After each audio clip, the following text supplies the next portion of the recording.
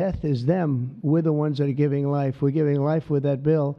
And there's so many good things, whether it's no tax on tips. Think of that. No tax on Social Security. No tax on overtime. If you buy a car, you want to buy a car, you get a deduction of interest on your mortgage. So think of that. Things that were never even a possibility. And then so much else in terms of health, in terms of providing care. It's really just a fantastic bill, and it's about time that we're going to start, and we'll start talking about it. But once we do, I think we're going to have the greatest midterm that you've ever seen, because this thing really is amazing. And I want to thank all of the senators in particular for getting it done, It also makes the largest investment in the U.S. Coast Guard since World War II, ensuring that we have assets and all of the assets needed to vanquish the cartels from the waterways of North America. We're building a lot of Coast Guard ships that go very speedily along the water, and they're very lethal. They're very powerful, and that's what we need, because a lot of it comes in as we block up the border. They start using the water. That's a good run. I could use that. They block up the border. We start using the water. And that's what happens. They start using the water. Who would think? They even actually developed small submarines. You saw that, right? Small submarines to get the drugs in. And it's incredible. But we've stopped them. I've also directed the Department of Justice to seek maximum sentences for fentanyl traffickers. We're going to absolutely do the maximum. Since my inauguration, the DOJ has seized over 4,500 pounds of fentanyl, which is a record, including with the enormous Sinaloa cartel bust in May, one of the toughest cartels out there, the largest fentanyl bust ever in United States history. And now with the signing of the HALT Fentanyl Act, in just a few moments, we are delivering another defeat for the savage drug smugglers and criminals and the cartels who have a tremendous amount to say about Mexico. If you want to be nice about it, I'm trying to be nice about it. They have very strong controls over Mexico, and we have to do something about that. Can't let that happen. The Mexican authorities are petrified. They're petrified to show up at their office. They're petrified to go to work, because the cartels have a tremendous grip on Mexico and the politicians and the people that get elected. For years, the monsters who manufacture illicit fentanyl have sought to skirt legal restrictions by making minor variations of the chemical compound, and in the process, they've developed even more toxic versions of the drug. One common variant, known as carfentanil, it's becoming more and more common. It's 100 times more potent than the original version of fentanyl. Can you imagine? Look at what you have to suffer with the original. I mean, this is 100 times more potent, and it's happening stronger, more and more dangerous. And as you know, and I have a very good relationship with President Xi of China, but I imposed a 20% tariff on China because of the fentanyl, and I call it a penalty. It's a penalty because China delivers much of the fentanyl. Some people would say all of it. They deliver it into Mexico and even into our own country. We have a 20%, so they pay billions of dollars in damages for what they've done. And I think we're going to work it out so that China is going to end up going from that to giving the death penalty to the people that create this fentanyl and send it into our country, whether it's through other countries or directly. I believe that we would have had that deal a long time ago. I shook hands with them, and then we had a rigged election, and we had somebody else come in, and they didn't know anything about a deal for the death penalty. The death penalty is going to be imposed on people from China that make fentanyl and send it into our country. I believe that's going to happen soon. But as of today, all fentanyl-related substances will be banned forever, and those who traffic in these deadly poisons will be put behind bars for a very long period of time. We're joined today by just a few of the millions of families ravaged by this scourge, including Greg Swan from Michigan, who carries with him the heartbreaking loss of his beautiful son, Drew. Drew became addicted to opioids after being prescribed painkillers following a sports injury, got injured, and this is happening so much, got injured in sports and ends up, you leave the hospital a week later and you're addicted.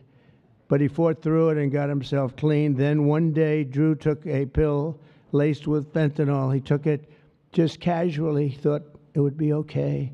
Took a chance and he thought it'd be okay, and it didn't work out. And he tragically lost his life. And Greg, I'd like you to come forward, and if you could just say a few words about your wonderful, wonderful son, please. Thank you, Mr. President. Honor of my life. Thank you very much. Thank you. Thank you so much, Mr. President. I will be brief. It's the honor of my life to be here, and Drew was the happiest day of my life was when he was born, and he always called me his hero to the day he died. And his passing ruined, I thought, my life, and every parent back here that I meet and in the audience, some of my friends, their life is gutted when they lose a kid. There's despair and there's hopelessness. But we've been able to find some repose in going out and advocating, and we want to hit every school in America. There's 26,727 of them. We want to go into every one. The kids are silent when they hear we lost somebody to this, and we tell our story, and they leave unequivocally ready to run away from fentanyl. I would just like to say thank you, Mr. President, for stopping the border crossings. Full stop, mic drop.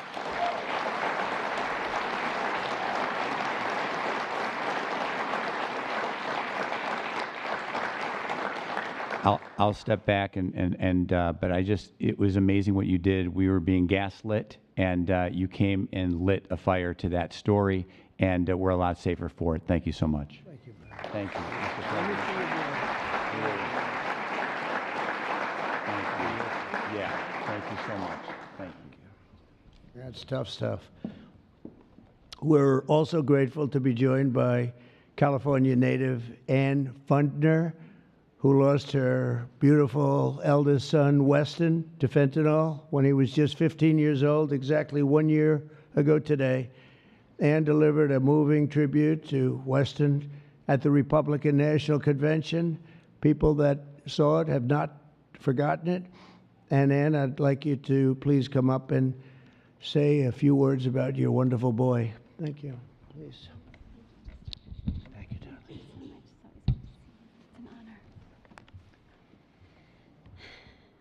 Good afternoon, Mr. President and distinguished guests. My name is Anne Fner. Oh, come here. I'm going to hold it. Thank you. Okay. And I'm an angel parent.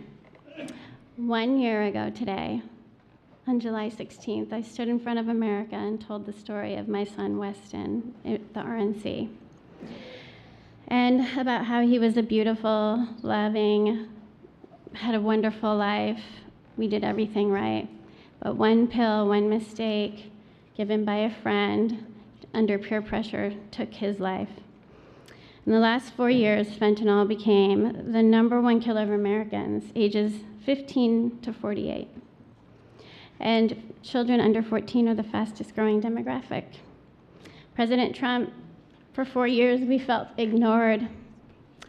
But you've changed that, and we appreciate that so much. You've closed the borders, sanctioned cartels, imposed tariffs, closed shipping loopholes. Most people don't know about that. That was a big one. Dealt with countries where it's coming from. You mobilized Treasury, Justice Department, Homeland Security, lawmakers, legislators, and today the signing of the HALT Fentanyl Act, bipartisan and overwhelmingly supported by everybody, making fentanyl a Schedule I drug to strengthen the criminalization and prosecution of people who peddle this. It is a lifeline for families across America and keeping our families safe. And that's all you always want, to keep America safe. And thank you so much. Thank you for keeping America safe and for our children. And this is what we voted for, Mr. President. God bless you. God bless our angel families who are all here with us today, and all of you sitting up here with us. And God bless America. Thank you so much.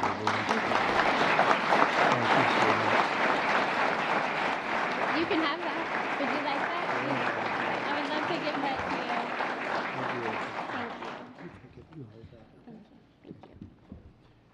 Thank you very much. It's just crazy that we have to even be doing this.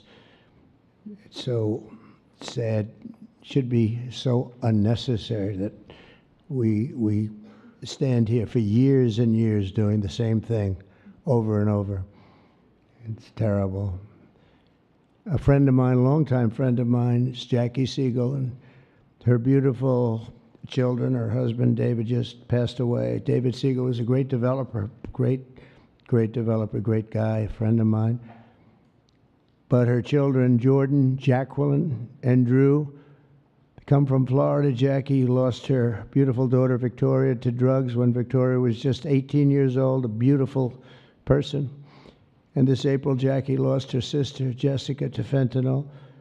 In her daughter's honor, Jackie founded Victoria's Voice. And I'd like to ask Jackie to come up and say a few words about her daughter, her husband, her family. She's comes from a great family, and they've been fighting this scourge for a long time. Thank you very much, Jackie.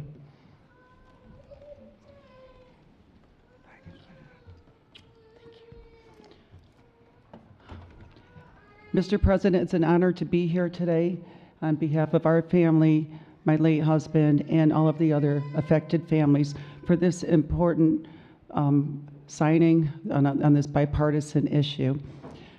10 years ago, when our daughter, 18 years old, passed, Victoria, she was 18, she passed away of a drug overdose, we formed the Victoria's Voice Foundation.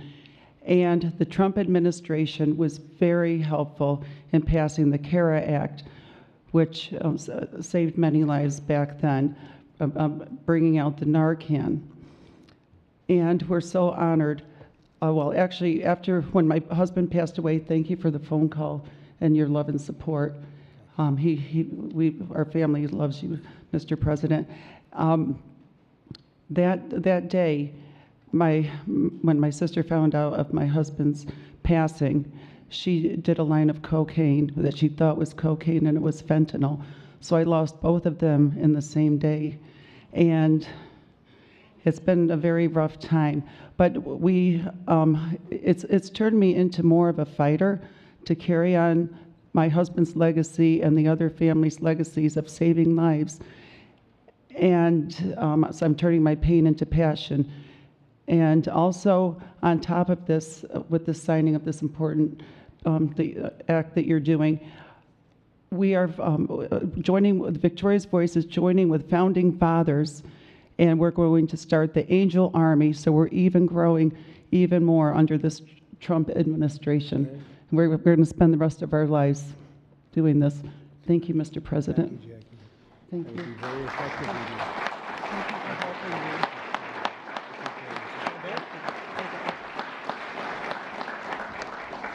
That army will be very effective, knowing Jackie.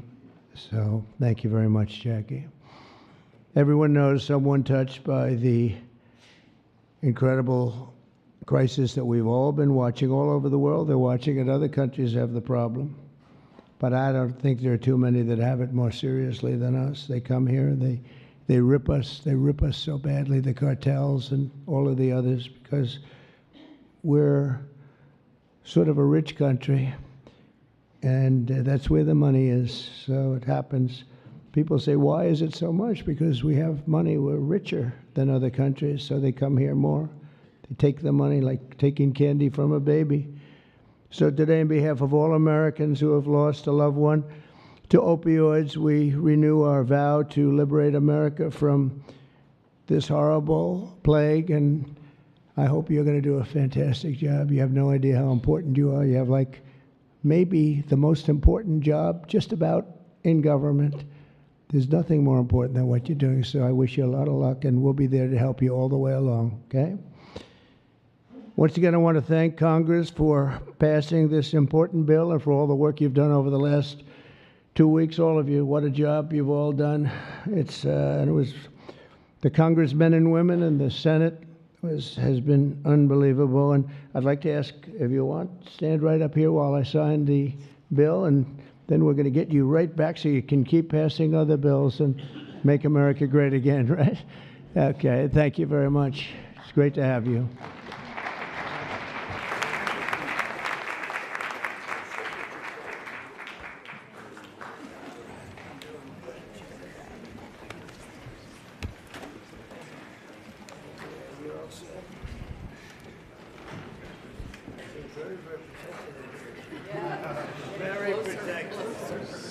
sure it's signed. People behind you. And this is not an auto pen, right? That's for sure. That's great. Thank you very much.